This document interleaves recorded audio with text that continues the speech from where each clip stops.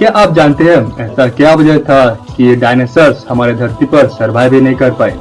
आखिर उनके साथ ऐसा क्या हुआ होगा कि total out of total dinosaurs हमारे धरती से विलुप्त हो गए?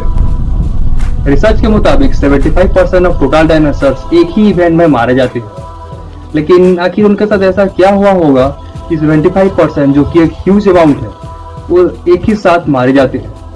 और क्या आप कभी जुरासिक पार्क मूवी देखी है?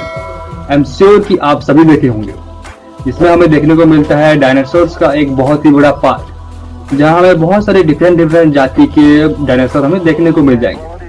कितना अच्छा होता कि आज भी हमें ऐसे ही डायनासोर पार्क देखने को मिलते। और क्या हम कभी फ्यूचर में सचमुच के डायनासोर्स देखने वाले हैं?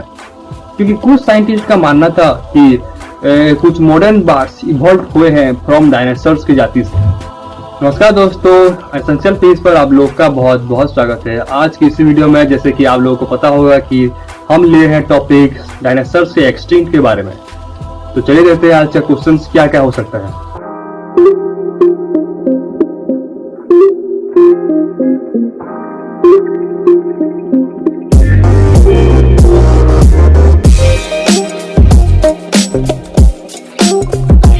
आज हम लिए हैं 3 मोस्ट इम्पोर्टेंट क्वेश्चंस, जिसका आंसर हमें इसी वीडियो के दौरान देखने को मिलेगा। तो सबसे पहला क्वेश्चन हम ले हैं कि ऐसा क्या वजह था कि इतना wide spread destruction of life possible हुआ। दूसरे क्वेश्चन में हम ये देखेंगे कि एग्जैक्टली कब डायनासोर्स का एक्सटिंक्ट पॉसिबल हुआ। तीसरे क्वेश्चन में हम देखेंगे कि चिक्सक्लॉप क्रैटर क्या था, उससे डायनासोर्स के एक्सटिंक्ट के मामले में उसका क्या रिलेशन था, हमें इसी वीडियो के दौरान देखने को मिलेगा। तो चलिए शुरू करते हैं। हमारा सबसे पहला क्वेश्चन था कि what could have caused such wide spread destruction of life. ये एक ऐसा सवाल है जिसका आंसर साइंटिस्ट बहुत सालों से खोज रहे हैं, लेकिन आज हमारे पास 2 ऐसे हाइपोथेसिस मौजूद हैं जो कि मोस्ट प्रोबेबल रीजन को एक्सप्लेन करते हैं। तो चलिए देखते हैं सबसे पहला reason behind why did dinosaur extinct from the earth. सबसे मोस्ट पॉपुलर थ्योरी कहता है कि एक जायंट एस्टेरॉयड यानी कि एक बहुत ही बड़ा एस्टेरॉयड धरती से टकराने की वजह से 75% ऑफ डायनासोर्स एक साथ विलुप्त हो गए।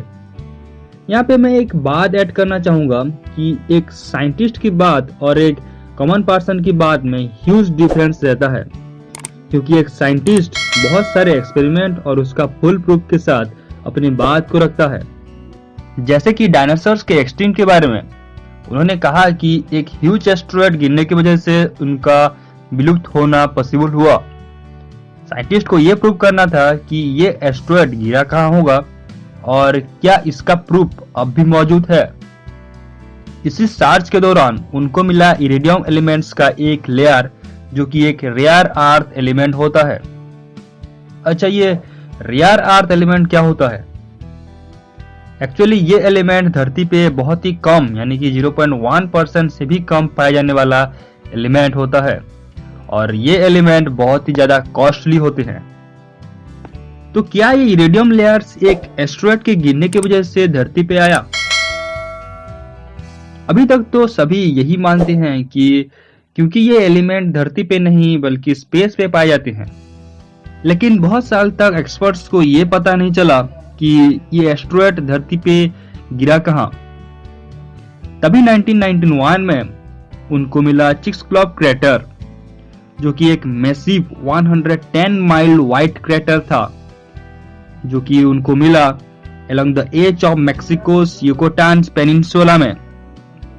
साइंटिस्ट मानते हैं कि इतना बड़ा क्रैटर बनने के लिए ऑब्जेक्ट कम से कम 6 माइल्स वाइड जरूर होगा, और ये huge asteroid 40,000 miles per hour की रफ्तार से धरती से टकराया होगा, जिसका मतलब एक मोस्ट पावरफुल न्यूक्लियर बम से भी 2 मिलियन टाइम्स ज्यादा पावरफुल होगा, जिसके वजह से पूरे धरती पे आग ही आग फैल गया होगा।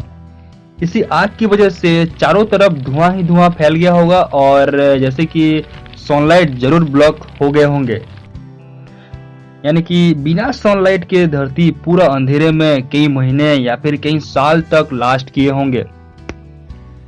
इसका मतलब हम सभी जानते हैं कि बिना सनलाइट के फोटोसिंथेसिस प्रोसेस तो इम्पॉसिबल होगा, और इसी वजह से ग्रीन हाउस गैसेस ट्रैप्ड हो गए होंगे हमारे धरती पे, जिसका परिणाम एक wild swing in climate change हो गया होगा, और इसी वजह से इतना बड़ा डायनासोर्स का मास एक्सटिंक्शन इवेंट पॉसिबल हुआ होगा। ऑफ कोर्स कि ये एक ही पॉसिबल थ्योरी नहीं है, और भी बहुत सारे ऐसे थ्योरी मौजूद हैं। जैसे कि बहुत लोग ये मानते हैं कि वोल्केनिक इरप्शंस होने की वजह से मास एक्सटिंक्शन इवेंट पॉसिबल हुआ होगा, जिसका नतीजा एक wild swing in climate change possible था। कुछ साइंटिस्ट तो ये भी मानते हैं कि ये दोनों थ्योरी एक साथ हुए होंगे, यानी कि एक एस्टेरॉयड के गिरने की वजह से सब वोल्केनिक एक्टिव हो गए होंगे। ऑफ कोर्स कि it's impossible to test such theories.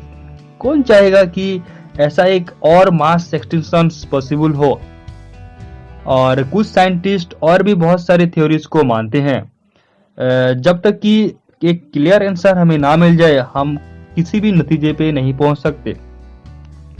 और भी एक्सपर्ट्स अपना जो रिसर्च प्रोग्राम है वो हमेशा चालू रखेंगे इसके खोज की तरफ कि एक्चुअली क्या हुआ होगा 65 मिलियन ईयर्स पहले। उम्मीद करते हैं काफी कुछ जानने को मिला होगा इस वीडियो के दौरान। So thank you so much for watching this video. Have a nice day. Bye bye.